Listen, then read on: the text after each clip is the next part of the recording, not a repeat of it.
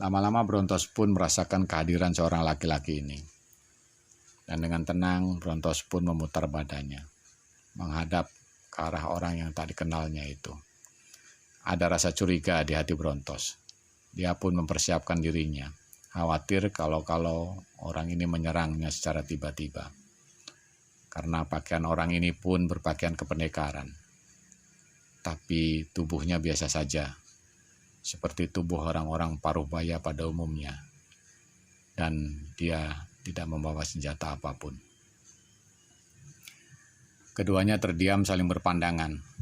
Perbedaannya, kalau pandangan mata Brontos tajam waspada, sedangkan pandangan mata si bapak itu malah terlihat santai, seperti mata yang sedang menahan senyum geli, demi melihat Brontos yang berwajah keheranan itu. Dan bahkan dengan wajah ramah, orang penuh Paruhbaya ini menyodorkan tangannya sambil mengulum senyum, mengajak Brontos bersalaman. Walaupun agak ragu, Brontos pun menyodorkan tangan kanannya untuk menerima salaman si bapak itu. "Saya Juman yang jaga di sini. Anak muda, siapa namamu?" kata si bapak itu, seraya mengambil sambil menggoyang tangan secara halus. "Saya Brontos, Pak. Maafkan saya tak sengaja masuk ke sini. Kalau boleh tahu, tempat apa ini, Pak?" Brontos langsung menghujani si bapak tadi dengan beberapa pertanyaan.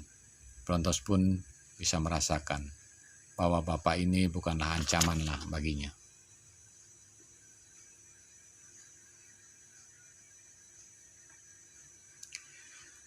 Bapak itu tidak segera menjawab,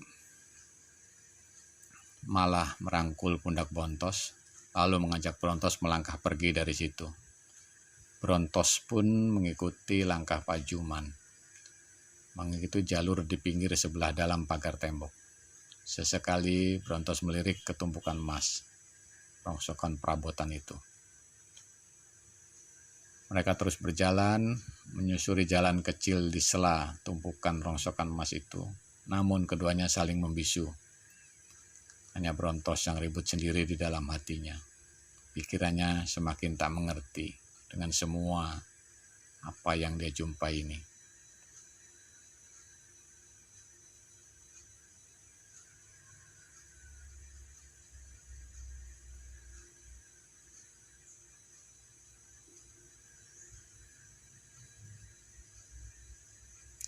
Pak Juman berhenti di sebuah pintu kecil yang menempel di pagar tembok besar itu.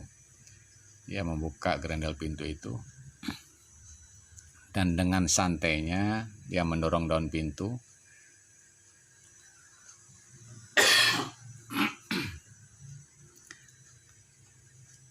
yang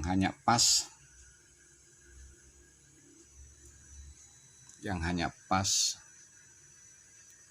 untuk bisa lewat satu orang. Brontos pun mengekor di belakangnya. Sampainya di luar, Brontos disambut tangga gazebo yang terbuat dari papan sirap. Gazebo itu tidak terlalu tinggi, tapi masih lebih tinggi dari pagar tembok. Gazebo itu terbuka ke segala arah. Pak Juman mempersilahkan Brontos untuk duduk di salah satu bangku. "Silahkan duduk anak muda," kata Pak Juman sambil meletakkan 2 cangkir kopi di atas meja yang berada di tengah-tengah gazebo itu. Kembali mata Brontos terbeliak demi melihat 2 cangkir kopi di atas meja itu. Bagaimana tidak? Cangkir kopi itu saja juga terbuat dari emas murni. Demikian juga dengan ceretnya, ceret emas. Brontos memandanginya dengan rasa takjub. Suara Pak Juman membuyarkan ketertegunannya. "Silakan duduk dan diminum kopinya, anak muda." Brontos tergagap menjawab, "Oh iya, terima kasih Pak." Brontos pun duduk di bangku menghadap ke meja kopi itu. Sesekali pandangannya diputar ke sana kemari, Tampak juga lapangan yang tadi dibuat arena pertarungan liar. Ternyata tak jauh dari gazebo ini. Tapi anehnya sekarang lapangan itu nampak kosong. Ada kemana pendekar tadi? Brontos ngomong sendiri di dalam hatinya. Lapangan tarung itu tampak bersih. Lantas dikemanakan mayat-mayat korban pertarungan tadi ya? Terus hatinya bertanya-tanya. Seperti yang bisa membaca pikiran Brontos. Pak Zuman membuka suara. Nanti saya jelaskan semuanya, Nak Brontos. Tenanglah, ayo diminum dulu kopinya. Demikian katanya. Sambil meraih cangkir emas yang berisi kopi panas, Brontos mengangguk dan perlahan dia seruput kopi panas itu. Alisnya sedikit terangkat. Kopi ini enak sekali. Beda dengan kopi yang pernah dia nikmati selama ini.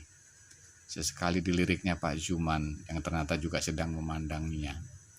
Brontos meletakkan kembali secangkir kopinya dan menyapa Pak Zuman. Kopinya enak sekali Pak Zuman. Terima kasih banyak Pak. Oh iya Pak. Bisa Bapak jelaskan tentang rongsokan emas di sana itu tadi Pak? Pak Zuman tersenyum dan menyauti. Baiklah Nak Brontos. Sekalian saya mulai dari peristiwa di lapangan tadi ya. Brontos menjawab hanya dengan anggukan kepala.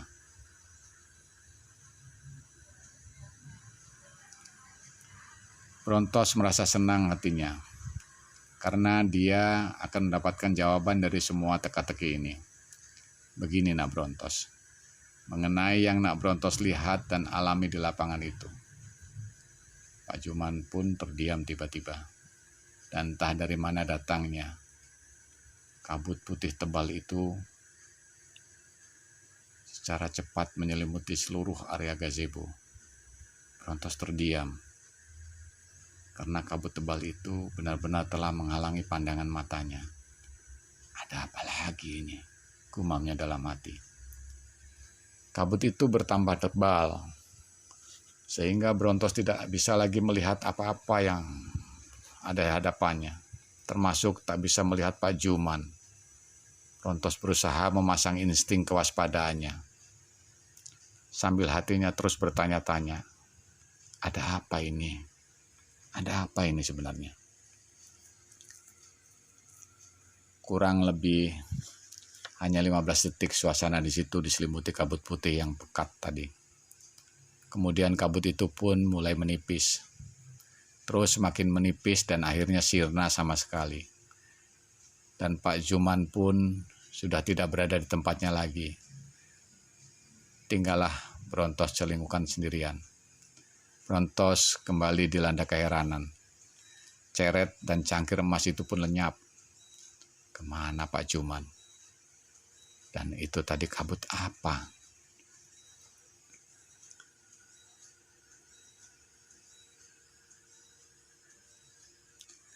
Dalam situasi penuh tanda tanya itu, Brontos mendapatkan ide.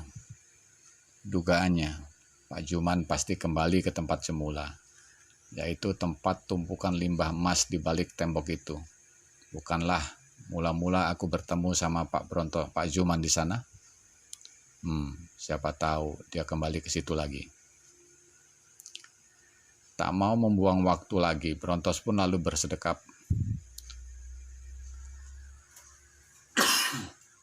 dan memejamkan matanya. Dia merapal kembali ajian Saipi Anginnya sambil menentukan tujuannya. Dia gambarkan sebuah tempat yang dia inginkan di dalam relung matanya yang terpejam. Sebentar saja Brontos telah membuka matanya dan dia telah berada di tempat rosokan di mana awal mula dia datang ke situ. Rosokan emas itu tetap seperti itu, tidak ada perubahan apapun. Brontos melemparkan pandangannya ke ujung lorong sebelah kirinya, tak tampak pergerakan apapun di sana. Dia menoleh ke kanan, sama saja, di sana pun tak melihat ada pergerakan. Hati Brontos menjadi galau. Dia mencoba menganalisa suasana yang ada. Alisnya mengernyit. Hatinya berkata, jangan-jangan Pak Juman pergi ke depan sana. Pikirnya. Hatinya menduga ada dorongan di hatinya ingin melihat bagian depan bangunan besar ini. Dia pun kemudian bersedekap suku tunggal dalam posisi berdiri. Pikirannya membayangkan suatu tempat di depan bangunan ini. Setelah merasa mantap, Brontos merapal kembali ajian saipi anginnya. Selesai merapal mantra ajian saipi anginnya, Brontos menarik napas panjang dan sambil menghembuskan napasnya perlahan, dia membuka matanya. Hanya membutuhkan beberapa detik saja Brontos telah berada di tempat yang dia inginkan, yaitu halaman depan istana. Hatinya berdesir. Brontos melihat pemandangan yang membuat mulutnya melongo, matanya melotot tak berkedip dan melihat apa yang terpampang di hadapannya. Sebuah bangunan istana yang sangat megah dan indah. Kakinya kini benar-benar berpijak di halaman istana. Halaman ini berlantaikan pualam. Brontos melihat ada bentangan karpet merah selebar 1,5 meter, memanjang ke depan, menuju ke pintu utama istana. Seolah karpet merah itu sengaja dibentangkan sebagai petunjuk jalan untuk Brontos.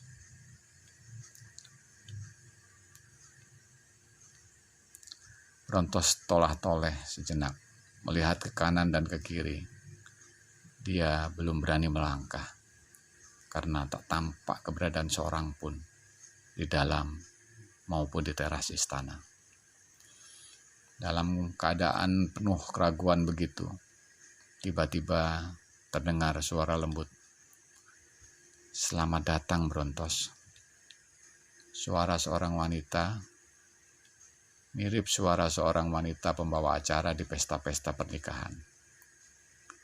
Jangan takut, silahkan masuk Brontos. Setengah hati Brontos melangkahkan kakinya. Nafasnya dia tahan untuk mengaktifkan insting kewaspadaannya. Brontos terus melangkah perlahan di atas karpet merah itu, hingga dia mencapai anak tangga pertama, yang juga terbuat dari batu puala murni. Teras ini disangga oleh 8 pilar besar. 4 pilar berjajar di sebelah kanannya, dan 4-nya lagi berjajar di sebelah kirinya. Masing-masing pilar berbentuk silinder. Besarnya sebesar dekapan orang dewasa. 1/3 pilar ke bagian bawah dibuat dari batu puala murni, sedangkan 2/3 ke atas terbuat dari logam emas murni. Ukirannya pun sangat indah.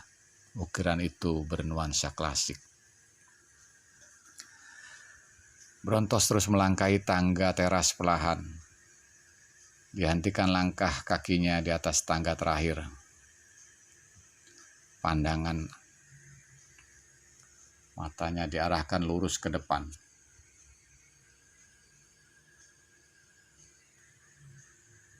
Pandangan matanya diarahkan lurus ke depan.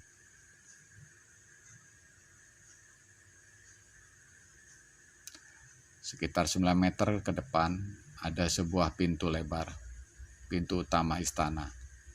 Kusen pintu itu pun terbuat dari emas murni yang berukiran klasik. Indahnya, gumamnya dalam hati. Brontos masih termangu di ujung teras. Dan tiba-tiba terdengar kembali suara wanita itu. Silahkan masuk Brontos. Kembali Brontos menarik napas halus dalam-dalam dan menahan napas itu di pusarnya untuk mengaktifkan insting waspadanya. Kemudian dia pun kembali melangkah perlahan menuju ke pintu utama istana. Dari pintu istana Brontos melihat ada singgasana raja lurus di depan sana. Singgasana dengan gemerlapan emas dan berlian yang berpendaran. Tapi Brontos tidak melihat seorang raja pun duduk di singgasana itu. Ada juga kursi-kursi di samping kanan dan kiri tahta raja itu. juga nampaknya terbuat dari emas murni. Demikian dengan sulaman di gorden jendela istana ini, terbuat dari benang emas murni. Indah sekali, gumamnya lirih. Namun keindahan itu pun semakin menambah suasana misteri di ruang istana itu. Hatinya bertanya-tanya, kemana rajanya? Kok singgasananya kosong? Ruangan istana ini juga kosong, tak tampak seorang pun. Atas dari mana suara itu? Suara seorang wanita yang menyuruhnya masuk tadi. Majulah 7 langkah, Brontos. Suara itu terdengar kembali. Brontos pun maju 7 langkah, mengikuti arahan dari suara wanita tanpa rupa itu. Berlututlah. Kembali suara itu lembut, namun berkesan tegas, menyuruh Brontos berlutut. Tadinya hati Brontos menolak untuk berlutut di depan singgasana kosong itu. Namun nalurinya menyuruh Brontos menuruti perintah suara itu. Brontos pun berlutut. Sekarang, silakan sampaikan apa yang ingin kau sampaikan, Brontos. Brontos menarik napas dalam-dalam. Baiklah. Bolehkah aku menanyakan sesuatu? Brontos mulai menyampaikan pertanyaannya. Sampaikan saja apa yang ingin kau tanyakan, Brontos, kata suara si wanita tanpa rupa itu. Apa nama istana kerajaan ini? Brontos menunggu jawaban. Oh, kelak kau akan tahu sendiri.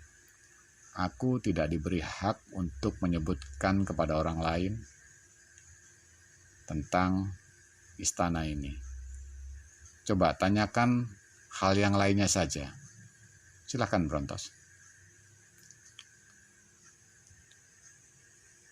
Baiklah, maaf beribu maaf bila saya lancang. Siapakah nama Baginda Raja di sini? Brontos merasa was-was juga menanti jawaban suara itu. Oh, itu juga gak penting bagimu, Brontos. Buat apa bagimu? Tidak ada gunanya. Coba, silakan tanyakan hal lainnya. Brontos kembali tak mendapatkan jawaban atas pertanyaannya itu. Baik. Sekarang aku ingin menanyakan. Sebenarnya ada acara apa tadi di lapangan belakang istana ini? Brontos berharap kali ini akan mendapat jawaban yang bisa memenuhi rasa keingintahuannya. Oh, maksudmu pertarungan bebas para pendekar itu, Brontos? Suara wanita itu balik bertanya. Benar, jawab Brontos singkat. Kurasa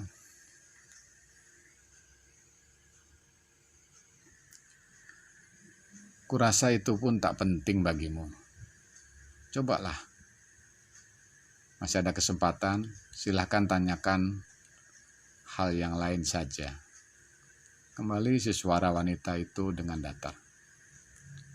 Menjawab dengan jawaban yang sama, tampaknya Brontos agak kecewa.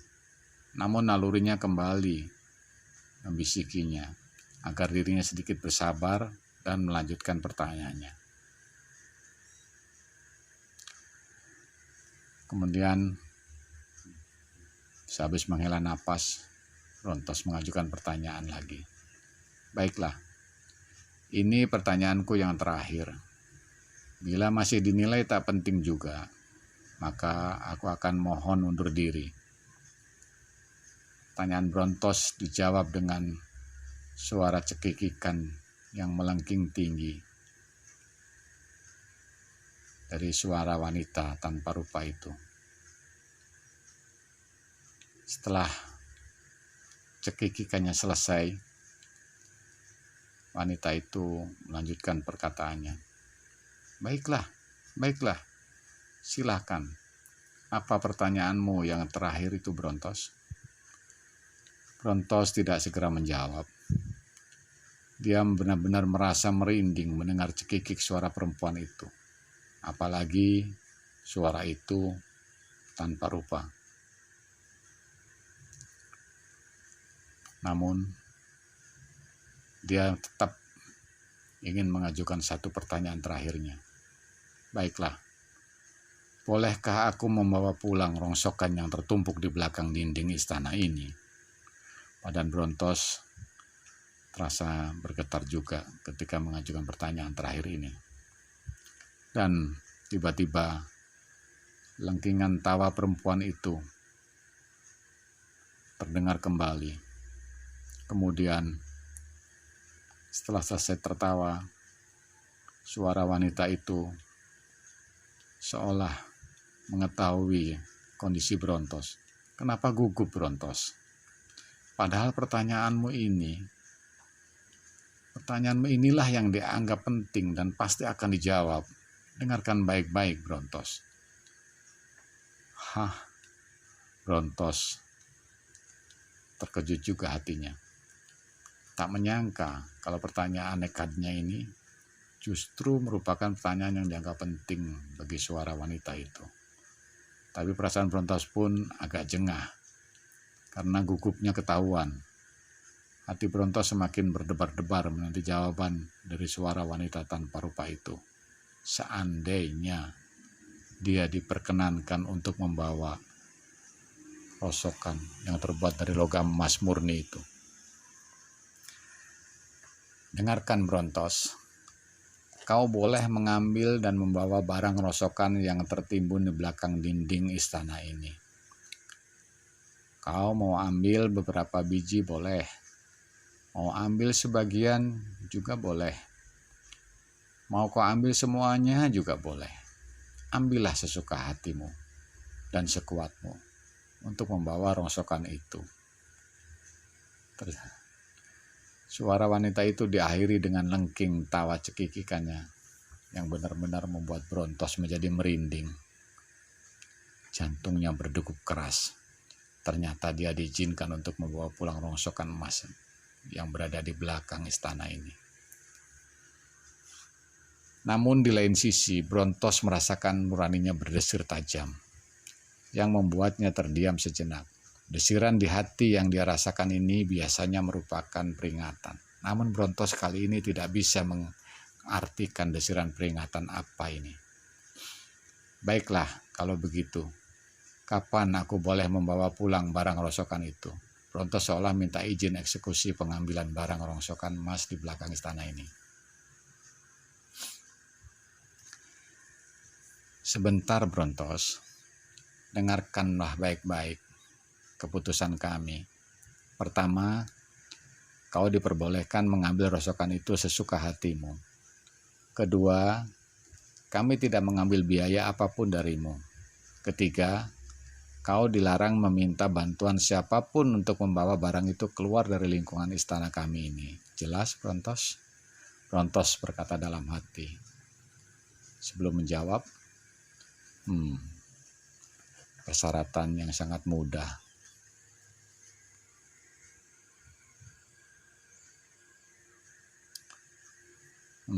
Persyaratannya sangat mudah. Lagian aku pun takkan serakah mengambil rosokan itu. Aku hanya akan mengambil secukupnya saja. Baik, aku mengerti dengan persyaratan ini. Boleh aku melakukannya sekarang? Suara Brontos dengan nada mendesak. Sebentar, Brontos. Kau belum tahu masih ada satu syarat lagi yang harus kau lakukan sebagai persyaratan terakhir. Apakah kau masih mau melanjutkannya, Brontos? Kata si suara wanita itu. Juga selalu diiringi dengan cekikik tawa yang menyeramkan. Brontos agak terkejut. Ternyata masih ada satu syarat lagi.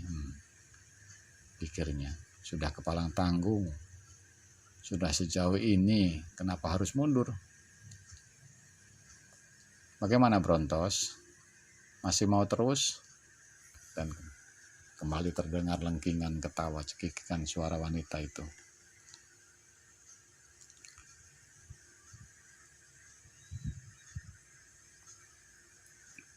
Yang seolah-olah sedang menertawakan Brontos yang tampaknya seperti kebingungan itu. Baiklah, apa syarat terakhir itu? Katakanlah, sahut Brontos datar. Bagus, bagus.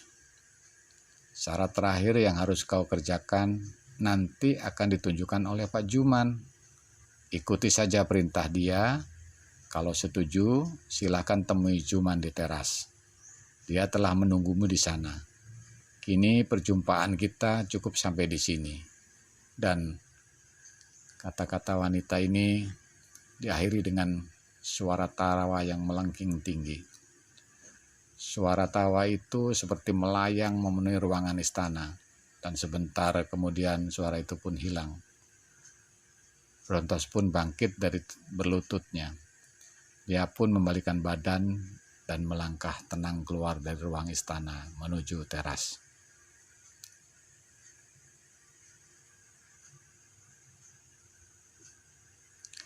Sesampainya di teras istana, dia melihat kembali Pak Juman sudah ada di ujung teras. Pak Juman melambaikan tangannya. Brontos pun mengangkat tangan kanannya sambil tersenyum gembira karena merasa ada teman. Pak Juman, kemana saja? Kenapa meninggalkan saya di gazebo itu? Brontos langsung ujani Pak Juman dengan pertanyaannya. Pak Juman hanya memandang Brontos dengan tersenyum tanpa beban. Dan mereka berjalan berdampingan. Brontos mengikuti langkah-langkah kaki Pak Juman keluar dari lingkungan istana. Pak Juman, aku diperintahkan untuk menemuimu dan mengikuti petunjukmu. Apa yang harus kulakukan? Brontos gak sabar lagi. Ingin tahu apa yang harus dikerjakannya sebagai syarat terakhir untuk bisa membawa pulang rongsokan emas itu. Mendapat pertanyaan itu, Pak Juman menghentikan langkahnya.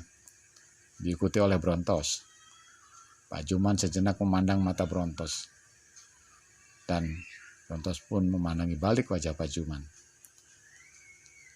Kamu benar-benar mau melakukan persyaratan terakhir ini, nak Brontos? Wajah Pak Juman terlihat serius banget. Iya, Pak. Tanggung. Tinggal satu syarat ini. Apa yang harus saya lakukan? Jawab Brontos serius. Mendengar jawaban Brontos, wajah Pak Juman tertunduk sejenak. Kemudian balik memandangi wajah Brontos. Dan kau telah menyanggupinya di dalam istana tadi? Pak Juman seolah ingin menegaskan. Iya, Pak. Saya menyanggupi syarat terakhir yang ditawarkan di dalam istana tadi, tegas Brontos. Baiklah, nak Brontos. Nak Brontos, lihat di sana itu. Ada antrian orang. Nah, ambillah posisi urutan paling belakang ya. Ikuti jalur pualam ini. Ingat, ikuti antrian ya. Jangan nyerobot. Pak Juman menunjuk ke arah sekelompok orang yang sedang antri di arah timur.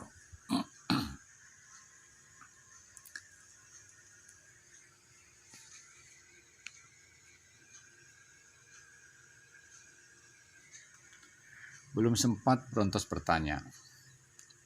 Tahu-tahu muncul lagi kabut putih tebal, datang menyelimuti seluruh area mereka berdua. Brontos tak bisa melihat apa-apa lagi.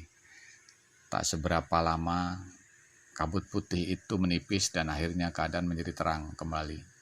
Namun Pak Juman pun telah hilang dari hadapan Brontos. Kali ini Brontos tak begitu terkejut lagi. Brontos hanya mendehem. Dan Brontos pun mengikuti petunjuk Pak Juman, berjalan menuju kelompok orang yang sedang antri, entah mengantri apa. Setibanya di tempat yang ditunjukkan oleh Pak Juman tadi, Brontos mendapati dua barisan antrian manusia. Satu antrian orang yang berada di sebelah kanan depannya, dan satu antrian lagi berada di sebelah kiri depannya. Brontos tidak segera mendekati antrian itu. Dia masih mengambil jarak dari pengantri yang paling belakang. Orang-orang ini sedang mengantri apa ya? Hatinya bertanya-tanya. Brontos memperhatikan kedua antrian itu. Jarak antrian keduanya hanya terpaut kurang lebih 2 meter saja. Itu jarak pengantri paling belakang. Sedangkan antrian di depan semakin melengkung ke barisan kiri. Itu untuk antrian yang sebelah kiri. Dan barisan kanan semakin melengkung ke kanan. Tidak hanya itu saja keanehannya yang Brontos lihat. Orang-orang di antrian kiri tampak pada bermuram durja. Wajah-wajah mereka kelihatan pada sedih.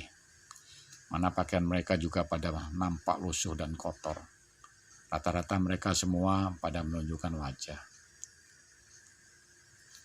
Sangat berbeda dengan mereka yang berada di antrian sebelah kanan. Mereka menampakkan kegembiraan, kegirangan, ketawa ketiwi. Pakaian mereka juga keren-keren, bahkan ada yang pakai jas. Brontos menghela napas. Kembali benaknya dipenuhi tanda tanya. Ada apa sebenarnya ini? Namun tetap saja Brontos tidak pernah mendapatkan jawaban. Tiba-tiba dari belakang Brontos ada yang menyapanya. Selamat Mas ya. Tiba-tiba saja Brontos dikejutkan oleh sapaan orang itu. Seorang pria berumur 40-an. Dan Brontos memandangi orang itu sejenak. Dalam keheranannya dia menerima ajakan jabatan tangan si pria yang baru datang itu. Saya antri di belakang masnya ya, kata si pria itu lagi, sambil tersenyum akrab. Brontos pun membalas senyuman akrab pria itu, walaupun hatinya masih dipenuhi tanda tanya. Oh, saya santai-santai saja kok bang. Kalau abang mau ngantri di depan saya, gih monggo. Brontos mempersilahkan si pria itu melewati dirinya, dan si pria itu manggut-manggut hormat banget, tersenyum semakin lebar, kelihatannya sangat senang ketika Brontos memberikan urutan antrian kepadanya. Perhatian Brontos lebih tertarik kepada situasi barisan yang kiri. Barisan orang-orang yang berwajah sedih, bahkan ada beberapa pengganti wanita yang menangis terseduh-seduh. Sambil menutupi wajah dengan kedua tangannya. Brontos semakin merasa heran. Kenapa ya? Terus aku harus melakukan apa? Kata Pak Juman, aku gak boleh nyerobot. Gak lah, malah aku yang diserobot orang kok. Terus, ada apa di depan sana itu? Lebih baik aku harus cari tahu. Hati Brontos mendesah, mendorong rasa penasarannya semakin kuat. Diam-diam, Brontos merapal ajan sapi anginnya. Dia mau nyerobot antrian sebelah kiri. Dia sudah tidak peduli lagi dengan risiko apapun yang dilarang Pak Juman tadi. Dipandanginya posisi antrian nomor 2 di depan sana. Kemudian, sekejap Brontos telah berada di belakang seorang pengantri barisan kiri nomor 1. Di depan orang itu ada pintu besi.